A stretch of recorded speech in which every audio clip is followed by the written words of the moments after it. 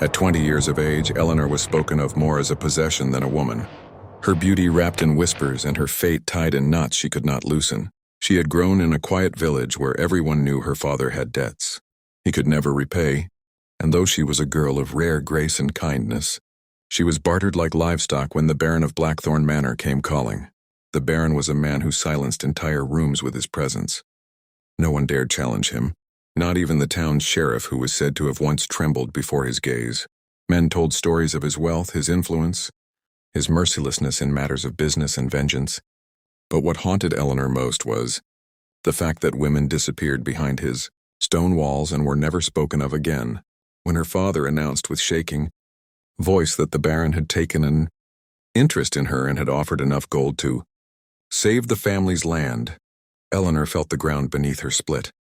At 20, untouched, innocent, she was handed to him as if her youth and purity were coin itself, and the night she was escorted into Blackthorn Manor by torchlight, every villager watched in tense silence, wondering if they had witnessed the last of her.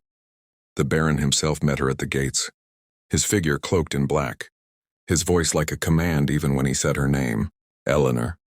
It was not spoken tenderly, but with a weight that seemed to test her spirit. Yet instead of trembling as others had, she lifted her chin and met his eyes. That small act stunned even the servants, for no one, not even the wealthiest men of the county, had dared look the Baron straight in the face without faltering. Days in the manor passed with Eleanor walking corridors carved in stone, gilded chambers filled with silks and gold, yet she was given no order, no demand. Instead, the Baron watched her from a distance, studying her like one might study a rare painting. Whispers among the staff grew. Why had she not been locked away? Broken, discarded? Instead, he allowed her a freedom no other woman had tasted within those walls. Something about her quiet defiance, her refusal to shrink in his presence, unsettled him.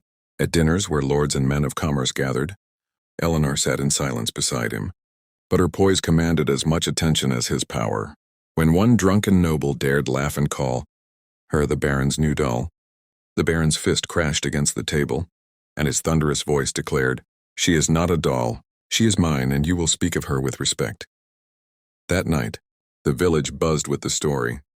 Eleanor was not crushed by the Baron's hand, she was shielded by it.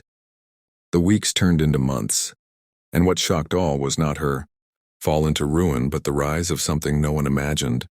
She became the one woman the Baron listened to. Where men feared his wrath, Eleanor spoke, and he heard. Where servants once shook before him, they now looked to her for mercy, for she softened him in ways even he did not understand.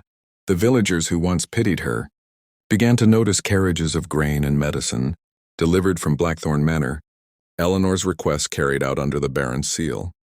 She tamed him, the people whispered in awe.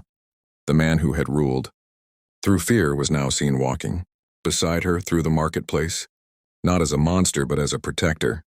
She had been given like a sacrifice, untouched and powerless. But what the world did not see was the fire of her spirit, one that refused to bow, even to the richest, most dangerous man.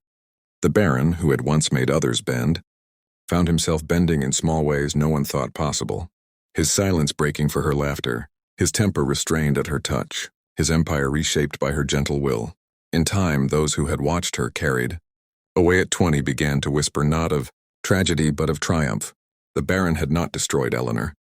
Eleanor had rewritten the Baron. The shock that rippled through both manor and village was not that she survived, but that she ruled, not with chains or power, but with courage, dignity, and an unyielding strength of heart.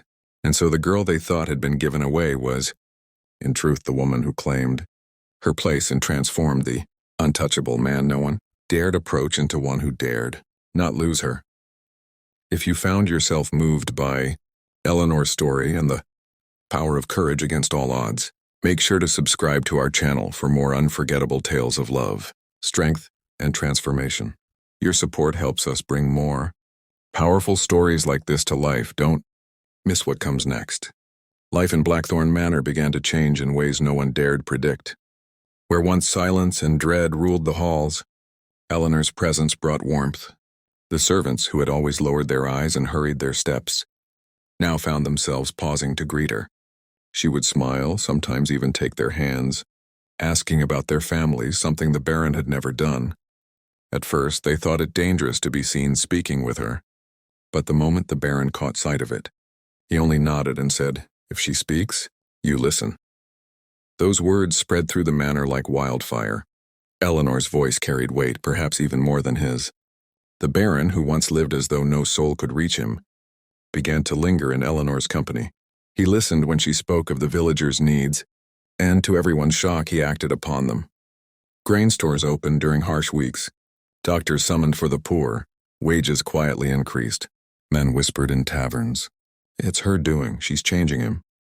Yet none dared say it too loud, afraid it might break whatever fragile spell she had woven over him. Still, not all welcomed her. Among the Baron's circle were those who thrived on fear and profit, and they despised the changes Eleanor brought.